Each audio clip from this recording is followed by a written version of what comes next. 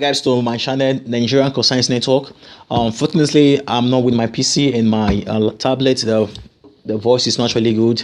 I apologize upfront. So today, let's talk about the Onnoghen's issue and what has been brewing up in the Nigerian society. The different talks that are coming up. People who are linking what was done as wrong, and we'll see the many sides to it. Now, let's start with the person who filed the motion. First, the person who filed the motion was Buhari's former aide, who goes by the name Dennis Aghanya, and he actually said that the motivation, the reason why he fights such petition against the Chief Justice of Nigeria is not politically motivated, and that they are currently investigating other government officials and all that.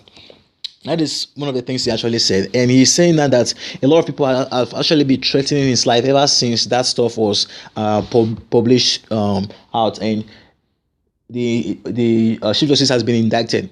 Now let's talk about the charges against the Chief Justice of Nigeria.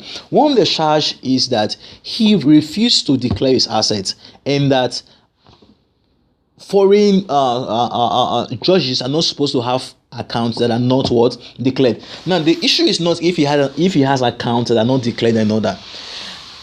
The issue is he failed to what declare his what assets, and up till now, he failed to do that until what he was brought before the panel, and he has actually admitted that he failed to do that he forgot. And there are many people who are actually saying that there are a lot of money in his account. And if you see the way the federal government have taken the case was submitted. The next day, the federal government was done with his investigation. They've installed a panel, and they are now ready to impeach him. And people are like saying, "Wow, this thing is so fast." And people are saying they did not follow the necessary proceedings. Now, let's talk about the faults of Onnoghen. Number one, Onnoghen is really at fault first to be involved in such a ridicule. A person who has been practicing the law, who has been executing cases, should condescend so low as not to declare assets. It shows that maybe he's involved in fraud, because I'm giving this illustration pending the fact that he has not been investigated, and he has not actually said the reasons why he failed to declare this stuff is due to fraud and all that. Now, another thing again that Onnoghen was actually wrong about is Onnoghen was going to a lower court, which is the industrial court, to secure an order that he should not be tried. Now that is very, very, very wrong. Then the third thing that Onnoghen failed is that Onnoghen refused to actually step down from his position. Now, I think the best thing it has to come to a time where if people have issues, like maybe you go to other countries, you listen to the news, someone is charged of sex scandal, someone is charged of misappropriation of funds, they immediately resign even before the case is treated. Now Onnoghen failed to do the needful by actually resigning, and that is one of the big problems. Now, that is the Onnoghen case. Now, when you look at the federal government failed in itself.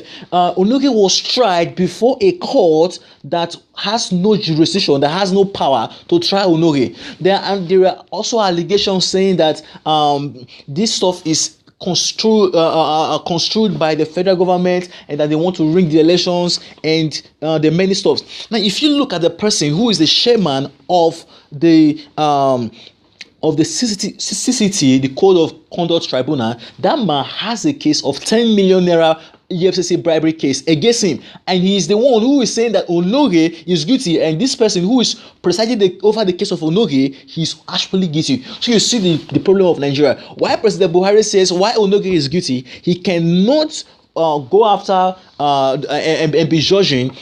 The person who is judging him is actually guilty. So you see the hypocrisy of a Nigerian government. And then if you look at the way to which he was actually removed, the constitution says that the president cannot appoint or remove or suspend the Chief Justice of Nigeria. That is the constitution.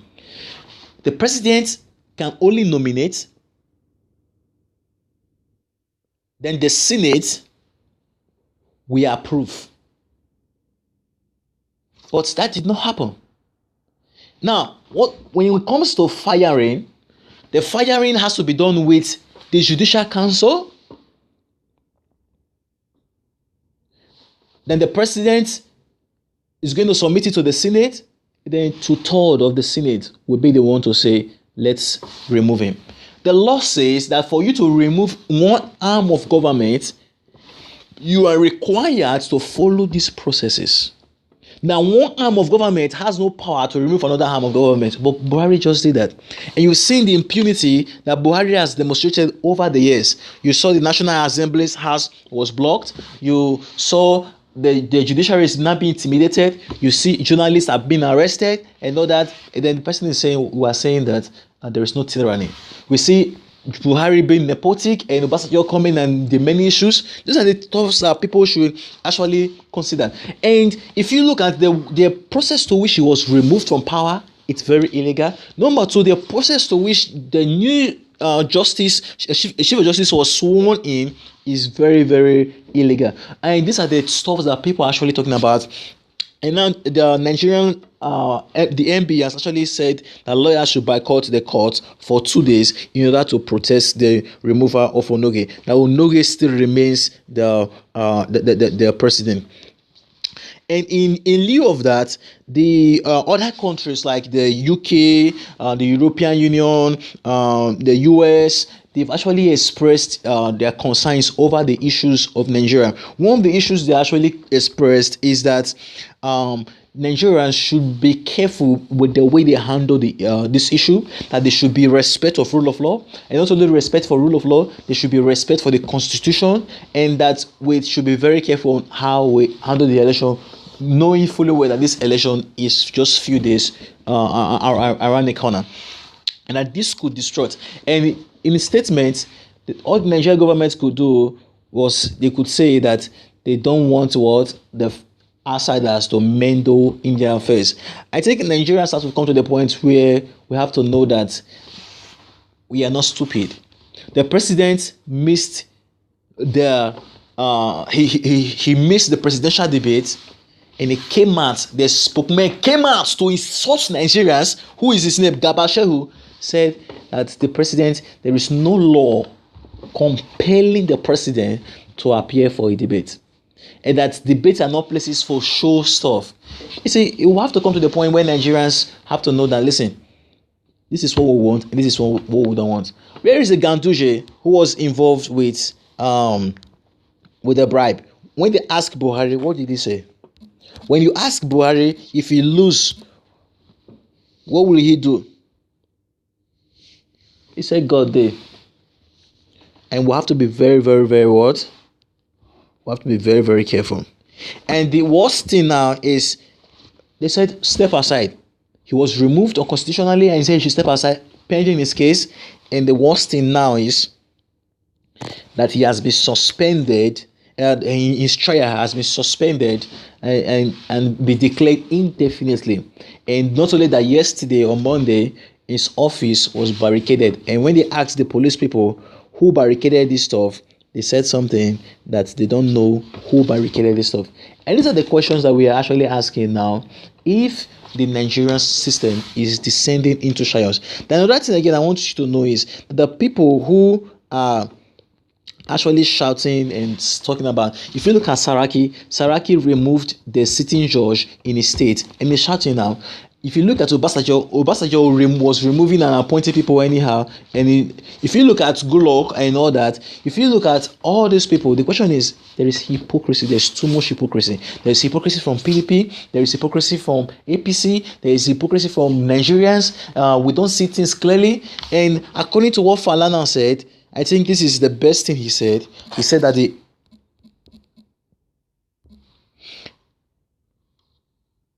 He said that the CGN should be reinstated, which is the right thing to do, and that he should resign. I think that is the best things every sensible Nigerian who is not beclouded by the sense of party affiliation we do. He should be reinstated by Buhari, because Buhari has breached the power, and that is enough to actually to actually join the country. He should be reinstated, and that he should resign honorably. If you look at the Nigerian Senate,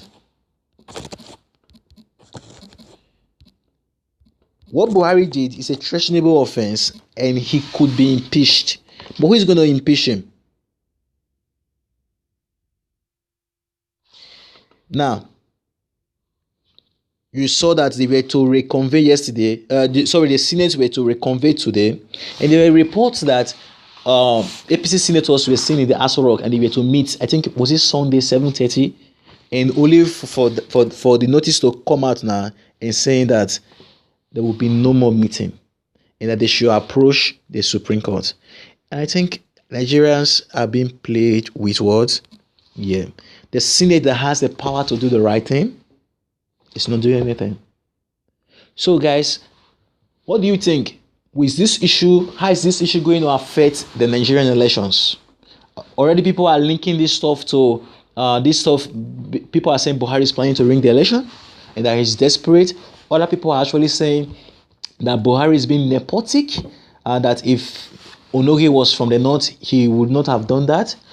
Everything I've said to you so far has been the facts. So guys, let me know what you think. You know what? I don't know much. Bye for now. Please, if you've not subscribed to my channel, please subscribe.